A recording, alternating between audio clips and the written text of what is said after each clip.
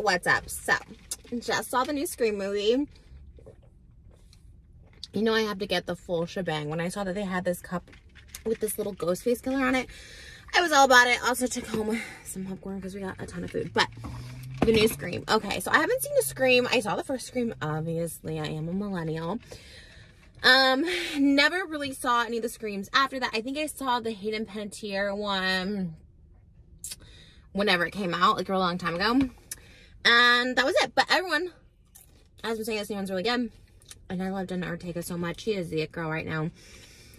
I just totally loved her in You. I loved her in Wednesday. Then when I started getting obsessed with You, she was in season 2. She was so good in that. I love Jenna Ortega. I like her in interviews. I like that she's chicken nuggets with no sauce. Like, she's the it girl. So I saw it for her. But it was actually so good. I was actually so impressed. You guys know I'm kind of like I consider myself a little bit of a critic, like a harsh critic, you know what I mean? Which I think the harshest critics are the ones that don't do, right? They always say, if you can't do, judge people, right? And I think movie critics, TV critics are always ones that actually don't do the creative, right? Like, there's no way I could act in a horror movie. There's no way. Or is there? So I was thinking about it because they were showing, I don't know. Like I said, I don't know if it's a spoiler or anything. I don't know. Well, we won't spoil anything. But, like, we were watching it. And obviously, last Halloween, I did, like, I don't know, obvious, but I did a whole ASMR series with Ghostface because so many people requested it. And I did Tatum and Casey from the first one because, again, that's, like, the only one I really saw. Although now I really want to do a Kirby cosplay because she's iconic. I love Hayden Panettiere. Like, she's also my millennial queen. To me, she was right up there with, like, Hilary Duff back in the day when she did, like, Bring It On. She did that movie with Kate Hudson. Like, I kind of live for her. I kind of, like, always looked up to her and, like, wanted to be her. And I feel like she's had some rough stuff happen in her personal life that I'm just, like, I couldn't even fathom. And she just keeps going. She looked absolutely beautiful in this. I liked her character in it a lot. But, so when I was living in Encino, I wanted to be an actress. This was 2009. Anyways, it was, like, early on when I moved out to LA. I moved out when I was 18, but this was around, like, when I was 20, 21. And I wanted to be an actor so bad. So I used YouTube and social media because I did a lot of, like, acting skits back in the day. And it might still be up. But I found an edit, and I'm going to link it below because he used some of the actual footage from the Scream movies and, like, edited. I don't know the name of the channel, but I'll link below the video. And I did this parody where I was, like, pretending to be, like, the dumb blonde in the horror movies that get killed. I think it was a little bit inspired by my friend Jeff too. You guys know I have a bestie. His name is Jeff. He is a horror film writer, and he's currently shooting a horror film. It's already been announced and everything like that. It's directed by Eli Roth. They're actually shooting Thanksgiving, which is, like, full circle because, like, I really started social media as Grindhouse Barbie. If anyone knows, like, then, like, wow, okay, nostalgia. But, like, I loved Quentin Tarantino. Grindhouse was coming out. They had a fake trailer and it called Thanksgiving. That's how I met my bestie Jeff. Because I went a little Joe Goldberg. I'm not gonna lie. I started, like, following people that had anything to do with Grindhouse, and he was the writer for the fake script in the movie. So I followed everyone on MySpace, and Jeff is just so out there and weird in, like, the best way possible, of course. And we became, like, friends. Like, I kind of, like, followed him because I was like, oh, he has something to do with this movie and stuff like that. And it's so cool because, like, now literally 16 years later, they're making a full length of this, which I'm, like, so happy for him because that's, like, his baby. I think at the time, because I knew him and, like, he was in the horror film, like, world, and I, like, didn't know how I, like, wanted to have my big break acting. Like, I really did want to be an actress, which is probably why I love my ASMR channel so much, because it lets me be creative. I get to be the star of every show. Why have I not made it as an actress? You know what? A lot of reasons. One, I'm super insecure when it comes to that, when it comes to acting. Anytime I had auditions, I would always freeze. I would always stumble, mumble over my words. It's very bizarre. I was just never good at the audition process. Two, I always let my weight hold me back. I was just not go to things so that I thought, like, okay, I need to lose weight. You know, I do photograph really well, so I was always, like, kind of insecure that, you know, it happened on Millionaire Matchmaker. They're literally like, oh, was this 30 pounds? Like, they really, like, kind of called me out when, in reality, even back then, I wasn't doing angles. I guess I don't know, maybe I just gained weight or whatever. They weren't expecting me to be my size. So, and on top of that, well, I think I'm a pretty good actress and creative. I know I'm not, like, great. Okay, I'm like, I don't know. I just know I'm not great. Because I think if I was at least decent, I would have gotten something. Although I did have a walk-on part Modern Family. I digress. So I thought like this was like my way to get in. And I like reenacted a ton of Quentin Tarantino scenes because I was like, okay, Quentin Tarantino doesn't see me put in a movie. Of course he will. He didn't. But these very nice. Quentin Tarantino, I always say him and Eminem, like 2 of the biggest A-listers that I've ever met. And they were like literally like the nicest people ever. Like so humble and nice and kind. But, so I did this horror thing and I reenacted this like scene with Ghostface and I put myself as the character I'd want to be, which was like this blonde bimbo. I put on a push-up bra, all this stuff like that because I always thought those characters were kind of like iconic. And I think I got it confused because you guys know I love my Pamela Anderson. And I think I had seen a Scary Movie. It was a Scary Movie she was in where she dies at the beginning with Jenny McCarthy. I think it's that one. And Carmen Electra got her implant stabbed. So maybe it was like the parody of him. But I was like, oh, I want to be that character. Like, that's who I want to be. So I was kind of like manifesting that for me. And now I'm too old. Now I'm 35. I'm going to be there was a grandma in the Thanksgiving trailer. And I was like, I guess I'll be the grandma because there was a super hot cheerleader in it. This was 2007 in that trailer in Thanksgiving. Going back to my friend Jeff's movie. And I was like, oh, I could play that cheerleader because, you know, she does a little split. And I was like, okay, that could be me. But like now I'm like literally 35. And I was like, oh my God, like when that came out, I was 18. I could have been that cheerleader. Now it's like, wow, I'd literally be like, maybe not the grandma, but like teacher or whatever. So yeah, so I reenacted it for YouTube and it goes viral.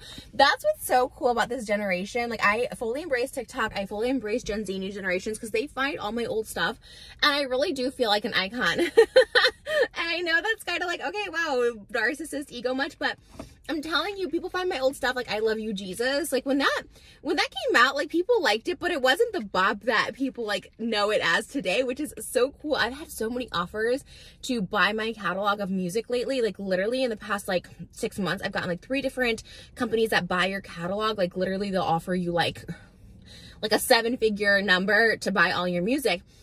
And I would, because you guys know I like never made money off of my music. Like it cost me money to like pay the producers and all this stuff like that. And then of course my music videos cost hundreds of thousands of dollars. I've spent over $7 million producing over 55, 60 music videos. Like I've spent a lot of money and I actually don't regret that.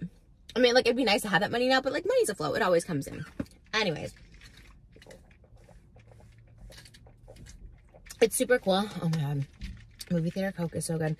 I haven't been to the movies literally since Elvis when I was pregnant, which by the way, oh my God, I'm gonna have to just say it. I don't even know. Like I'll turn my millennial card in because we love Brendan Fraser. Us millennials love Brendan Fraser so much. And like, I haven't seen The Whale yet. I want to see it. I'm sure he's like so amazing in it. I love him. I love his story. I love the redemption. I love all of it. But like Austin Butler kind of got robbed and so did the movie Elvis. They didn't win anything. No sound, no music. Like Top Gun's gonna win over Elvis. Like Elvis was the movie of the year. You would think it didn't even exist, but Austin Butler specifically, like he didn't just play Elvis, he was Elvis. Like he is Elvis. Like I feel so bad for him too because like I and I'm not saying this to be shady, but I also like don't see him getting another Oscar role. Like he's almost too pretty for that. Kind of like the Leonardo DiCaprio curse. I don't know, maybe Leonardo DiCaprio has won an Oscar since, but I know it's like a thing that he like never won an Oscar, and he's a good actor, but there's like you're really pretty, and sometimes pretty doesn't help with good acting.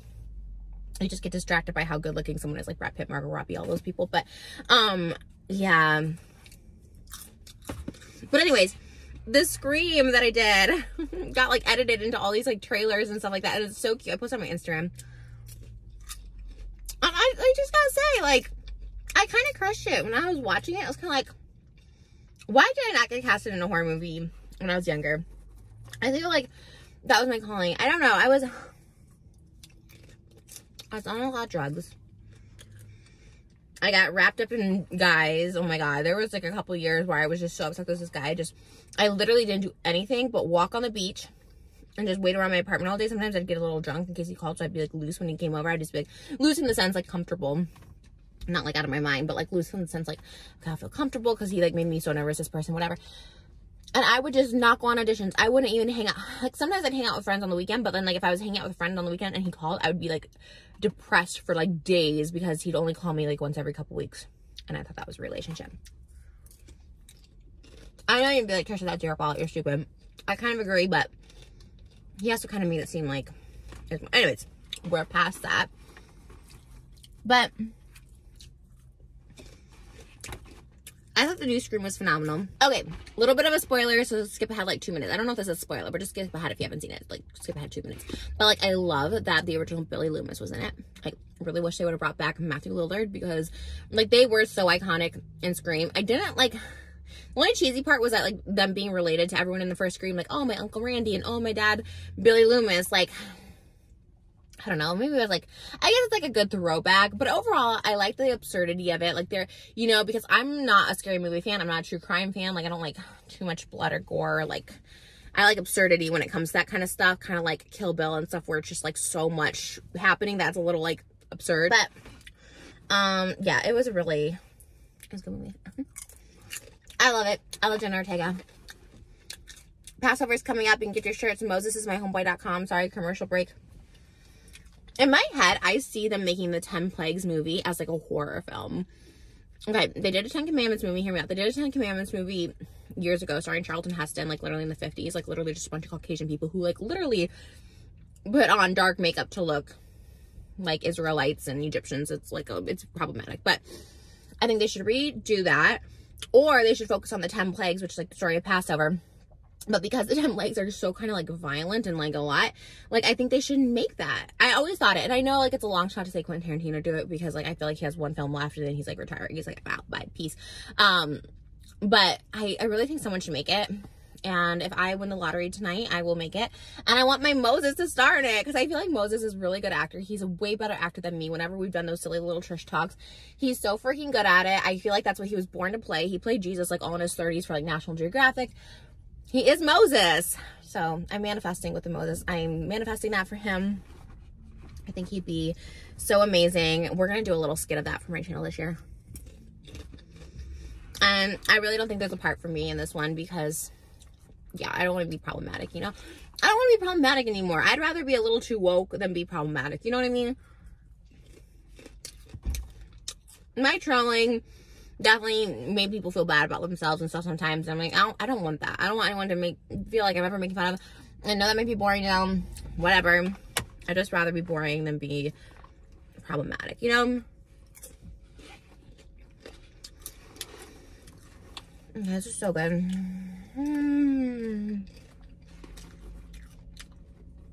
Great movie. I haven't been in so long. It was so good to go see a movie. I want to give you just a little recap of it. I'm gonna say, I'm not giving up hope yet to be in a movie. One day I'll be in a movie. I don't know what it is. It's gonna be the perfect role, perfect something, TV show. Because I was listening to Seth Rogen and he's like, the difference between people who make it and don't make it are the ones who don't make it are the ones who quit. And the ones who make it, they don't quit. Seems like pretty. And I was like, yeah, so I'm just going to be here forever. And I think he said in that same interview, Seth Rogen said, you know, you never heard of Ian McKellen before. He was, you know, 65 years old and now he's in everything, you know, he's in Lord of the Rings and I don't know what else he's in. But I was like, yeah. And Jennifer Coolidge in her acceptance speech this year with White Lotus, she goes, it's not over till you're dead. And I like that. And I always say as a bad actress, I could never act. But I'm pretty good. Give me the right role that's meant to be mine. And I'm not giving up hope. I'm not giving up hope. Alright, guys. I gotta go my long things. Because if I win the lottery tonight, then I'll do a Bollywood film. And the Moses film. I will not star in the 10 Commandments, but, you know, I'll be a producer. But RRR did win, and I was so happy. That movie's so good. If you guys haven't seen it, see it. Alright, guys. I love you. I love you, and that's it. And go see the new Scream. It was so good, and Jenna Ortega is amazing, and I'm so happy she's getting all her flowers, as the kids say, because she's literally so good. Alright. Bye, guys. My favorite scary movie? I don't get the question. Could you repeat it? What? You're gonna gut me like a fish? Oh my gosh, like those fishies in Nemo? Oh my gosh, like at Red Lobster. Oh my gosh, one time I totally gutted a fish at Red Lobster. It was so delicious. Oh my god, it tasted really good. Oh my god, but I think it was the butter and it wasn't actually the guts. Duh. Hello? Oh my gosh. Barbie Bomb.